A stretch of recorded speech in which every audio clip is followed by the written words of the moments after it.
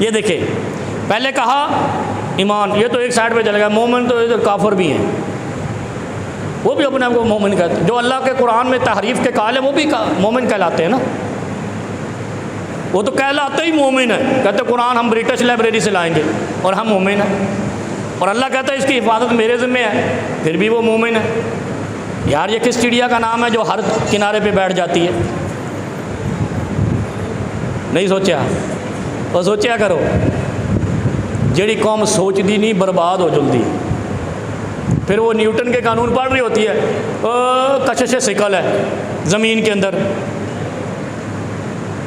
اور آسمان کو تو وہ کھینچ نہیں سکی، ایک تارا نہیں کھینچ سکی، ایک چاند نہیں کھینچ سکی، سورج کو نہیں کھینچ سکی، نیوٹن پڑھی جاندے،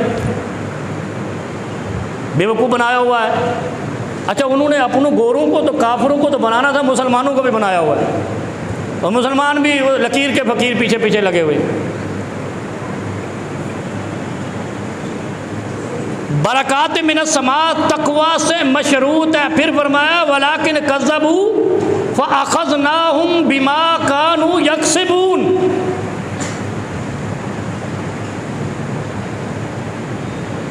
لیکن جھٹلاؤ گے تو پکڑے جاؤ گے، بس اس کا مختصر معنی یہی ہے۔ اگر اللہ کا خوف نہیں تو پھر یہ تمہارا جھوٹ ہے کہ تم مومن ہو۔ کتنی پیاری بات قرآن سورہ اعراف میں، یعنی ایمان کو اللہ تقوی سے مشروط کر رہا ہے، اور تقوی نہ ہونے کی وجہ سے ایمان کو بھی مسترد کر رہا ہے۔ سورہ اعراف سانو سمجھ کچھ نہیں آتی، یہ مولوی اندر نقطے کٹ دینی ہوتا ہے، یہ کٹ دینے، میرا فرقہ درست ہے، وہ کہتے ہیں وی پی این حرام ہے اور ڈی چوک پہ بندے مارنا حلال ہے، مسلمانوں کو مارنا حلال ہے۔ مفتی اندر ایک کام رہ گیا نا، دیکھیں ذرا غور کریں، یہ سورۃ اعراف کے اندر کتنی وضاحت کے ساتھ کہا گیا کہ اگر لوگ ایمان لائیں، اللہ کا خوف دل میں بٹھائیں، تو آسمان سے اور زمین سے برکتیں نچھاور ہوں گی۔ ولیکن کذبوا فاخذناہم بما کانوا یکسبون، اور جس نے جھٹلایا اس کے ایمان کا اعتبار نہیں، فاخذناہم بما کانوا یکسبون، پھر ہم نے پکڑ لینا ان کو، اور جس کو رب پکڑے کوئی چھڑا نہیں سکتا، ایسے ہی ہے۔ تو اللہ نے اس ایمان کا اعتبار ہی نہیں رکھا جس ایمان میں یہ شامل ہو کہ قرآن میں تحریف، ہمارے پاس سچا قرآن ہے باقی سارے غلط ہیں۔ وہ کہتے ہیں نا کالے کپڑے پہن کر کہ ہم برٹش لائبریری سے اصلی قرآن لائیں گے، وہ لا بھی نہیں سکے، لا بھی نہیں سکیں گے، قیامت کی صبح تک بک بک ہی کرتے رہیں گے، کیونکہ جس دن جس نے ایسی جسارت کی، اللہ نے اس کی زبان اور ہاتھوں کو مفلوج اور رنگ کو سیاہ کر دینا ہے۔ جیسے قوم صالح نے جب جھٹلایا، اس اونٹنی کو جھٹلایا، تو اللہ نے پہلے دن رنگ فک کیا، رنگ فک سمجھے، رنگ اڑ گیا، دوسرے دن پیلا کر دیا، چوتھے دن بلیک کر دیا، اور پھر تہس نہس کر دیا۔ یا سوچا کرو یار، تھوڑا تھوڑا قرآن کا مطالعہ کیا کرو، زیادہ پھر وہ مفتی کہندے نے خود نہ پڑھیا کرو۔ اللہ ایسے مفتیوں سے امت مسلمہ کو بچائے۔ کیا کہا؟ جنہوں نے جھٹلایا ان کے ایمان کا اعتبار اس لیے نہیں کہ ان پر اللہ کا خوف نہیں ہے، جب اللہ مالک یوم الدین ہے، والامر یومئذ للہ ہے، پھر کیوں کہتے ہو اس میں تبدیلی ہے؟ وہ مفسد فی الارض ہے۔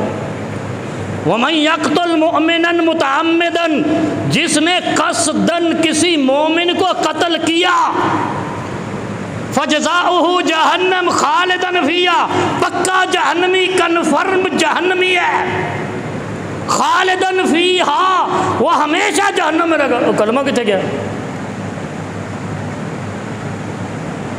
ایمان کتنے گیا؟ ذرا سوچا ہے آپ نے کبھی؟ آگے وَغَضِبَ اللَّهُ عَلَيْهِ وَلَعَنَهُ،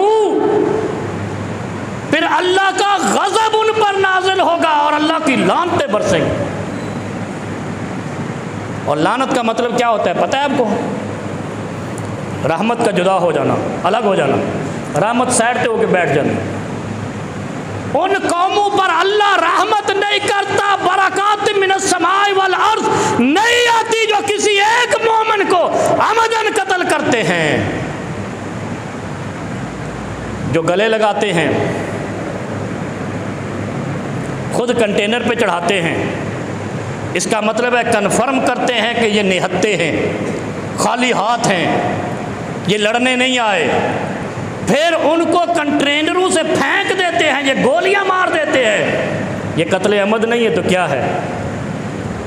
قتل عمد کی اللہ کے رسول صلی اللہ علیہ وسلم نے 3 شرطیں بتائی ہیں۔ قتل عمد توبہ سے معاف نہیں ہوتا، یہ واحد جرم ہے جو توبہ سے بھی اللہ معاف نہیں کرتا، یہ ذہن میں رکھیں۔ قتل عمد یہ جان کر کے یہ مجھ سے لڑنے نہیں آیا، اس کو قتل کر دیا گیا، اس جرم کی سزا ہی ملے گی، جزاؤہ جہنم خالدن فیہا غضب اللہ علیہ لعنہ۔ اور 5ویں شرط بتائی وَأَعَدَّ لَهُ عَذَابًا مُهِينًا عظیما، اللہ کا غضب ہوگا، اللہ کی لعنت ہوگی، عذاب عظیم ہوگا اور پکا جہنمی ہوگا، پکا جہنمی۔ پھر آگے کیا فرمایا؟ گلے لگایا، سب کچھ معلومات کرنے کے بعد کیا کیا؟ گولیاں مار دی تم نے۔ لیکن نبی پاک نے قتل عمد کی 3 شرطیں بتائی ہیں، یہ معاف نہیں ہو سکتا۔ اللہ نے مومن کے خون کی حرمت کعبے سے بڑھ کر رکھی ہے، اللہ کا حق پورا کرو، پھر فرمایا مقتول کا حق دو، پھر تیسرا فرمایا مقتول کے اولیاء کا حق دو، اور مقتول کا حق کوئی قتل کرنے کے بعد دے سکتا ہی نہیں، کعبے کو ڈھانے کے بعد اس کی جزا کوئی دے سکتا ہی نہیں، اور کعبے سے بڑھ کر مومن کا خون ہے، بڑا ظلم ہے، یہ نہیں ہونا چاہیے تو جو ہوا ہے، لیکن یہ ہوا ہے، یہ ہمیں معلوم ہے۔ ہم وہ ہیں جنہوں نے روس کو ختم کرنے کے لیے افغانیوں کو گلے لگایا اور ان کو طالبان بنایا۔ روس کو ختم کرنے کے بعد انہی لوگوں نے امریکہ کو گلے لگایا اور ان کو ختم کرایا، تو اعتبار کیسے کیا جا سکتا ہے؟ پھر جن کو اللہ قرآن میں دہشت گرد کہتا ہے، تم نے یہودیوں کے کہنے پر ان کو دہشت گرد قرار دیا۔ وَأَعِدُّوا لَهُم مَّا اسْتَطَعْتُم مِّن قُوَّةٍ وَمِن رِّبَاطِ الْخَيْلِ تُرْهِبُونَ بِهِ عَدُوَّ اللَّهِ وَعَدُوَّكُمْ۔ ہمارے ملک میں مسلمانوں کو دہشت گرد کہا جاتا رہا، اور اللہ کہتا ہے کہ وہ مومن اس وقت تک کامل مومن نہیں ہے جب تک وہ اللہ کے دشمنوں اور تمہارے دشمنوں کے لیے دہشت کا سبب نہیں بنتا۔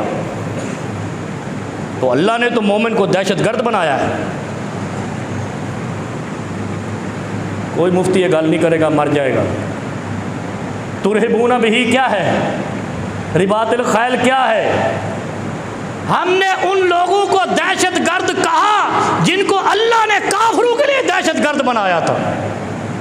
عدو اللہ و عدوکم، جو مسلمان کے دشمن پر خوف طاری کر دے وہ مومن، جو اللہ کے دشمنوں کے لیے دہشت کی علامت بن جائے وہ مومن۔ تو ہم نے دہشت گرد مسلمانوں کو، ایسے مسلمانوں کو جنہوں نے امریکہ اور روس کو ہلا کے رکھ دیا تھا، دہشت گرد کہا، اور پھر انہی سے ان کو مروایا۔ جنہوں نے گلے لگایا پھر انہی کو گولیاں لگائی۔ یہ بڑا حساس معاملہ ہے، یہ ملک کی سلامتی کے لیے خطرناک معاملہ ہے۔ ہم سب دعا کرتے ہیں اللہ ہمارے ملک کو سلامت رکھے، ہمارے وطن کو سلامت رکھے، لیکن جن کے ذمے سلامتی ہے وہ سلامتی میں کیل ٹھونک رہے۔